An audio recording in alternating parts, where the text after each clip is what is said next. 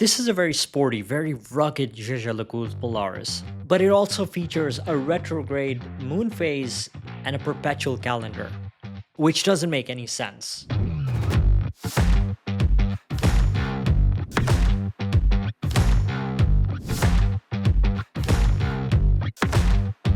A big thanks to JLC Malaysia for letting me spend good few hours with this watch and make this content possible for you guys. And also, if you want to see more of JLC watches, do hit that subscribe button. It's a good indicator for me to know if you enjoy this kind of stuff. So let's try to understand what this watch is. Is it a complication? Is it a sports watch?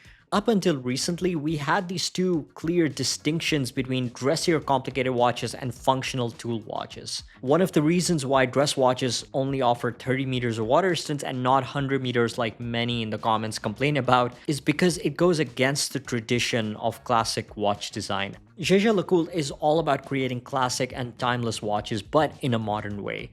Now, this is the same thing that almost every watch brand says, but with JLC, it hits differently, because they've been innovators in watchmaking long before most watch brands even existed, and they don't seem to be slowing down. Now, fitting a functionality as complex as a perpetual calendar in a modern sports watch does have its advantages. It allows the watch to be enjoyed more, because with sports watches, we feel much more comfortable in wearing them in everyday environments, in everyday settings. So I think this is part of a new trend. Not only it's more protected, but it also invites the wearer to enjoy it on an everyday basis. The Polaris collection is JLC's only modern sports watch line in their current catalog and is highly inspired by the Memovox from 1968. What's interesting is that it still looks modern, it still looks fresh. It has a timeless element which gives the Polaris a modern look, even with a compressor style case.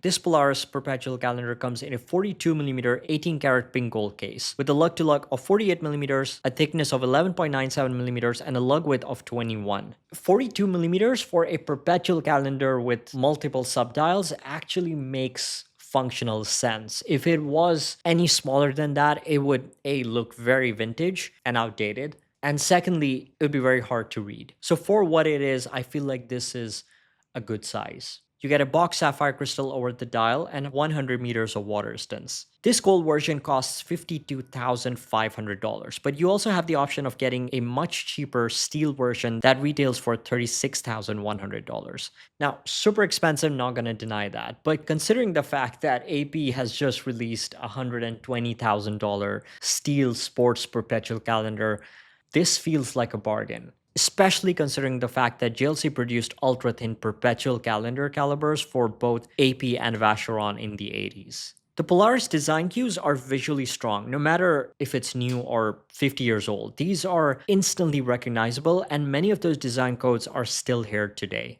The bold rounded case, the thin bezel, the exaggerated glass box crystal. But in addition to those, we have a level of mixed case finishing that could stand shoulder to shoulder with the likes of AP and Vacheron. The lower crown adjusts the time and winds the automatic caliber, whereas the top crown rotates the inner bezel. But the calendar functions are adjusted through a pusher on the left side of the case.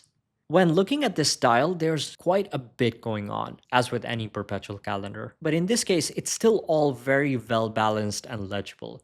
We have a gradient dark green lacquered dial that displays 4 recessed subdials, each tracking a different function. Date at the 9 o'clock subdial, month and year at 12, days of the week at 3, and moon in both hemispheres at 6, with a moon phase indicator in the southern hemisphere using a retrograde display, while the silvery northern moon cycles shown on a rotating disc. And one really practical feature here is the safety adjustment indicator. Messing about with a perpetual calendar can be dangerous. Not for you, but for your wallet. There are certain times during the day when you are not supposed to adjust the dates, as you risk damaging the movement. So to keep track of that, just keep an eye out on this indicator. When it turns orange, you are not allowed to adjust the time or calendar functions, and this will occur between 4 a.m. and 8 p.m. There's a generous amount of lume applied on the indices and hand tips that again aids with legibility in dark environments. And this being a Polaris, you still get that signature inner rotating bezel that can be used to measure elapsed time.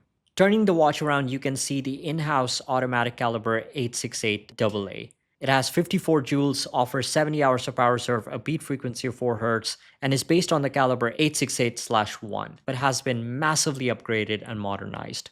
Behind the exhibition case pack, you can admire the Geneva stripes on the bridges with polished and beveled edges, heat-blued screws, perlage on the main plate, and a skeletonized 18-karat rose gold rotor.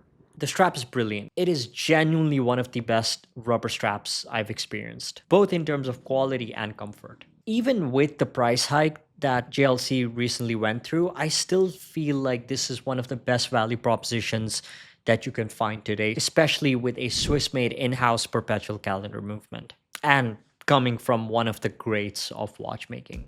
If we think about it, all of the investment-grade Genta steel sports watches from the 70s started out with JLC calibers inside them. So the brand does get a lot of respect from both the collector community and the Swiss industry as a whole. What do you guys think of this watch? And also, what do you think of JLC as a brand, just overall? Let me know in the comments. Thanks for watching, and I'll see you in the next one. Take care.